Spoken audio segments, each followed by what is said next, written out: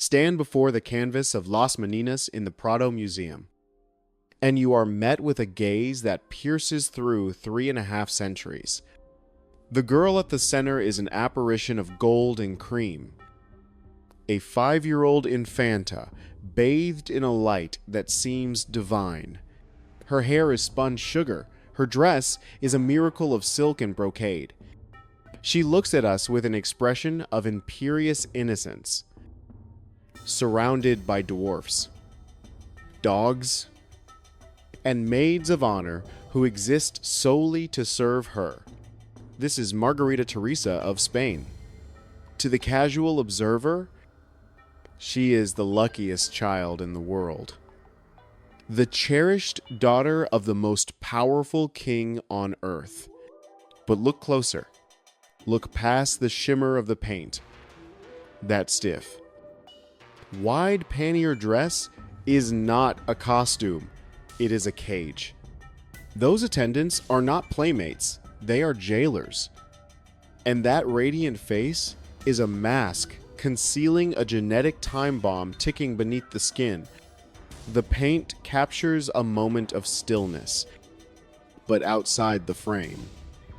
The gears of the state were already grinding her destiny into dust, preparing to feed her to the machinery of empire. Margarita Teresa was not born to be happy. She was not born to be loved. She was born to be a biological asset, a vessel of royal blood whose sole purpose was to be traded, used, and discarded in the service of a dying empire. She was the product of generations of incest, so severe that modern geneticists compare the Habsburg family tree to a straight line. Her parents were uncle and niece. Her grandparents were cousins. Her great-grandparents were uncle and niece. The blood running through her veins was so concentrated, so stagnant, that it had become a poison. By the time she was born in 1651, the Habsburg dynasty was rotting from the inside out, producing a line of kings who could barely chew their food or speak their own names. This documentary is not a fairy tale. It is an autopsy of a royal tragedy. We will strip away the velvet and the jewels to reveal the horrific reality of Margarita Teresa's life. We will walk the silent, suffocating corridors of the Alcazar where she was raised in isolation. We will follow her on the terrifying journey to a frozen foreign land to marry a man who was her own uncle. We will witness the brutal, relentless cycle of pregnancies that turned her body into a factory for heirs until it collapsed. And we will confront the terrifying truth that the beauty we admire in Velázquez's masterpiece was nothing more than the golden wrapping on a human sacrifice. This is the story of the princess raised for incest. Welcome to Medieval Spirits. To understand the horror of Margarita Teresa's fate, you must first understand the biology that created her. The House of Habsburg had a motto: let others wage war, you. Happy Austria. Mary. For centuries, they had consolidated power not by the sword, but by the wedding ring. They married their cousins to keep their lands. They married their nieces to keep their titles. They treated their DNA like a state secret, something to be hoarded and protected from outside contamination. But biology has laws that even kings cannot break. By the 17th century, the Happy Austria strategy had mutated into a genetic nightmare. Physicians at the time noted that the royal blood had become so thin and watery that even a minor cut could bleed for days. A physical manifestation of a lineage stretched to its absolute breaking point. The most visible sign of this disaster was the mandibular prognathism, known to history as the Habsburg jaw. It was a deformity where the lower jaw grew faster than the upper, jutting out so far that the teeth could not meet. Margarita's father, King Philip IV, had a jaw so pronounced he could not chew his food. He had to swallow chunks of meat whole like a snake. His speech was a thick, unintelligible mumble. He was plagued by depression, intestinal rot, and a constitution so frail that every cold threatened to kill him. This was the stock from which Margarita was bred, but the physical deformities were just the surface. Beneath the skin, the immune systems of the Habsburgs were collapsing. Infant mortality in the family was staggering. Over 50% of Habsburg children died before the age of 10, compared to about 20% in the general peasant population. They were prone to rickets, epilepsy, dropsy, and madness. Margarita Teresa was a miracle simply because she survived infancy. She was a fragile flower growing on a heap of genetic compost. And yet, the Spanish court learned nothing. When Philip IV needed a new wife to produce a male heir, he didn't look to France or England. He looked to his own sister's daughter, Mariana of Austria. He married his niece, a girl 30 years his junior. Margarita Teresa was the fruit of this abominable mixture. As her own contemporaries whispered in private, she was a genetic dead end, born to save a dynasty that was already dead. Margarita's childhood in the Royal Alcazar of Madrid was a study in opulent misery. The Spanish court was the most rigid, formal, and joyless in Europe. It was a place of silence and shadows, governed by an etiquette so strict it choked the life out of its inhabitants. The king, her father, was known as the Planet King, but he was a melancholic planet. He was rarely seen to smile. In public, he was a statue of black velvet and ice. Laughter was considered undignified. Spontaneity was a sin. She was trained to suppress every yawn, every itch, and every tear, turning her living body into a statue of marble perfection long before she was dead. For the young Infanta, life was a series of rituals. She was woken by ladies-in-waiting who dressed her like a doll in heavy, restrictive gowns. These dresses, the Gardenfante, were engineering marvels of wire and whalebone that extended the hips 3 feet on either side. They were heavy, hot, and made normal movement impossible. A child in such a dress cannot run. She can barely walk.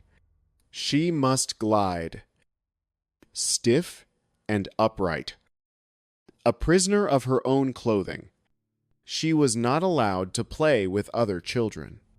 Her companions were the meninas, young noblewomen, and the court dwarfs, who were kept as pets and jesters.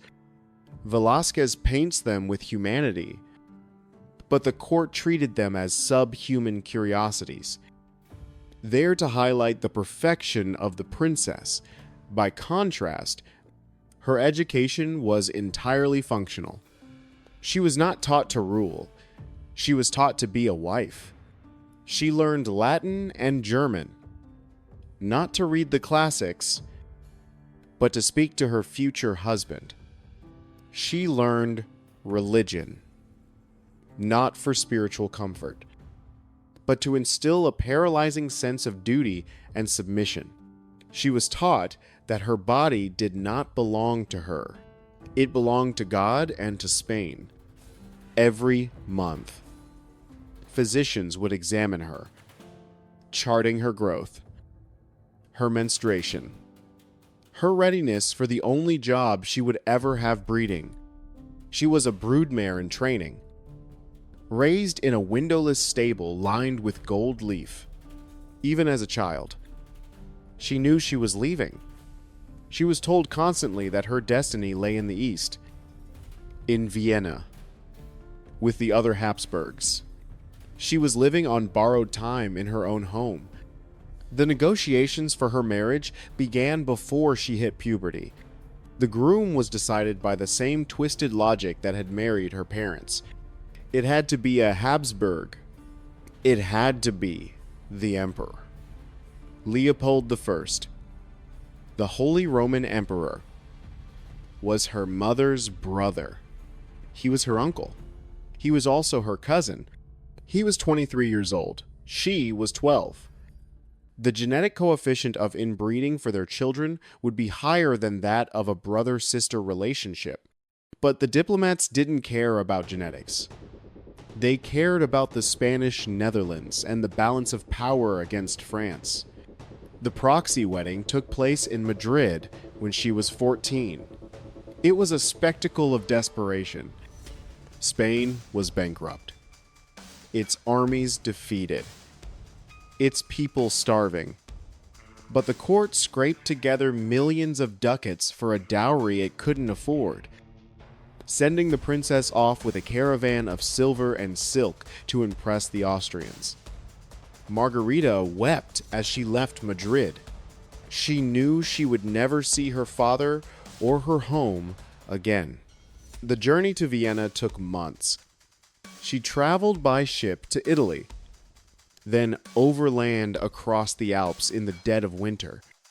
The caravan that carried her was like a funeral procession for the living, winding through the mountains where the cold air bit into her lungs, a foreshadowing of the tomb that Vienna would become. When she arrived in Vienna, she met her husband. Leopold was not a monster, but he was a Habsburg. He had the jaw, the thick lip, the melancholy eyes. He was short, nearsighted, and deeply religious. He was also 33 years old to her 15. To his credit, Leopold seems to have been kind to her. He shared her love of music and theater. But their relationship was fundamentally transactional. He didn't need a partner, he needed a uterus. The Austrian line was in danger of extinction. He needed sons. And he needed them immediately. The wedding celebrations lasted for weeks.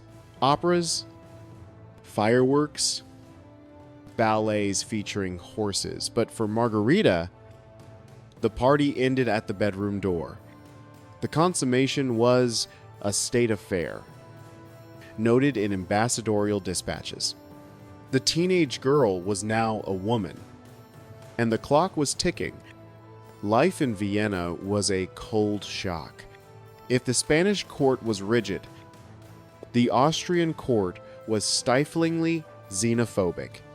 The Germans hated the Spanish entourage Margarita brought with her. They mocked her clothes, her accent, her inability to speak perfect German. She was isolated, surrounded by enemies who whispered that she was haughty and arrogant. In reality, she was shy, homesick, and terrified.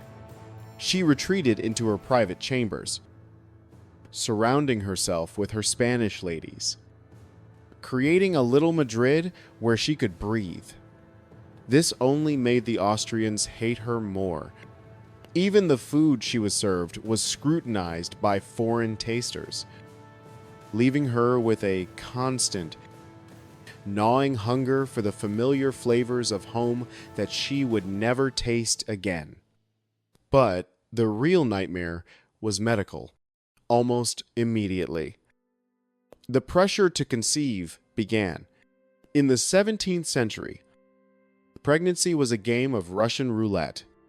For a girl of 15, with a narrow pelvis and a genetic history of frailty, It was a death sentence. Her first pregnancy was announced with fanfare. The court rejoiced. Te Deums were sung in the cathedrals. But for Margarita, it was the beginning of a physical ordeal that would not end until she died.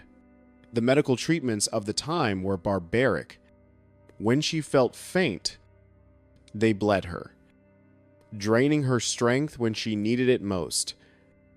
When she had pains, they applied hot plasters or forced her to drink vile concoctions of crushed gemstones and animal parts.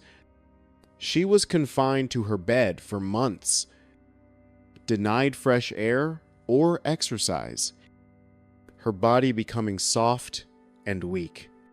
And then came the birth. It was a boy.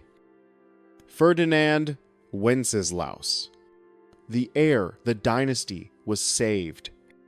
But the baby was a Habsburg. He was weak, sickly, and crying constantly. He died before his first birthday. The grief was crushing. But the court didn't let her mourn. Try again. They said, "The empire needs a son."